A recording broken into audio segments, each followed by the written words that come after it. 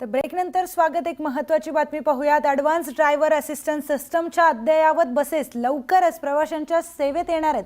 आज ठाण्यामध्ये या बसचा प्रयोग करण्यात आलाय। तर उपमुख्यमंत्री एकनाथ शिंदे आणि परिवहन मंत्री प्रताप सरनाईक यांनी या बसेसची पाहणी केली। या बसचा आढावा घेतलाय आमचे प्रतिनिधी अजित मांढरे यांनी। पाहूयात।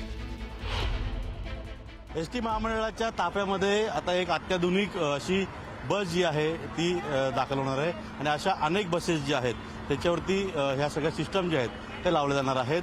बस तीच आहे, पण याच्यामध्ये आतमध्ये आपण जर पाहिलं प्रामुख्याने ड्रायव्हर आणि विशेष करून जे प्रवासी आहेत त्यांच्या सुरक्षेकरता बऱ्याचशा काळजी घेतल्या गेलेल्या आहेत। अनेक सिस्टम ज्या आहेत त्या इथे इन्स्टॉल केले गेलेले आहेत। इथं जर पाहिलं तर आपण कुठपर्यंत पोहोचलेलो आहे, कुठून गाडी सुरू झालेली आहे, एक नेव्हिगेशन सिस्टम जी आहे ती इथे लावलेली आहे। त्याच पद्धतीनं साईडला इथं अलर्ट्स आणि ज्या काही सूचना द्यायच्या आहेत त्या सूचना ज्या आहेत त्या इथं दाखवल्या जातील। सर्वात महत्त्वाचं म्हणजे तुम्ही जर पुढे पाहिलं तर ही ड्रायव्हर स्क्रीन आहे आणि ड्रायव्हर स्क्रीनमध्ये इथं आय लिफ्ट नावाची टेक्नॉलॉजी आहे, ती आय लिफ्ट टेक्नॉलॉजी याच्यामध्ये लावण्यात आलेली आहे। ड्रायव्हर जर झोपला किंवा काही कारणाने त्याचे डोळे मिटत असतील त्या सिस्टम मार्फत अलर्ट जो आहे तो संबंधित ज्या यंत्रणा आहेत त्यांना जाईल आणि त्याचबरोबरीनं इथं अलार्म वाजेल, जेणेकरून इथले जे वाहतूक जे कंडक्टर आहेत ते असतील किंवा गाडीमधले लोक जे आहेत त्यांना लक्षात येईल की इथं काहीतरी गडबड आहे किंवा ड्रायव्हर जो आहे तो नीट गाडी चालवत नाही किंवा तो झोपतोय, अशा रीतीने सगळे अलर्ट जातील।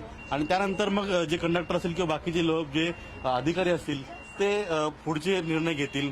हे सगळं या गाडीमध्ये लावण्यात आलेलं आहे।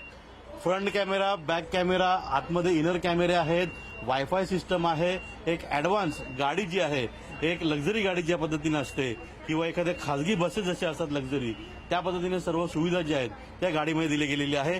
प्रत्येक सीटच्या बाजूला मोबाईल चार्जिंग करण्याकरता, कारण मोबाईल शिवाय लोक जी आहेत ती राहू शकत नाही आजच्या परिस्थितीमध्ये आणि प्रवासादरम्यान आपला मोबाईल जो आहे तो पूर्णपणे चार्ज राहावा याकरता USB चार्जर लावलेले आहेत। आपल्यासोबत काही मंडळी आपण त्यांना विचारूया।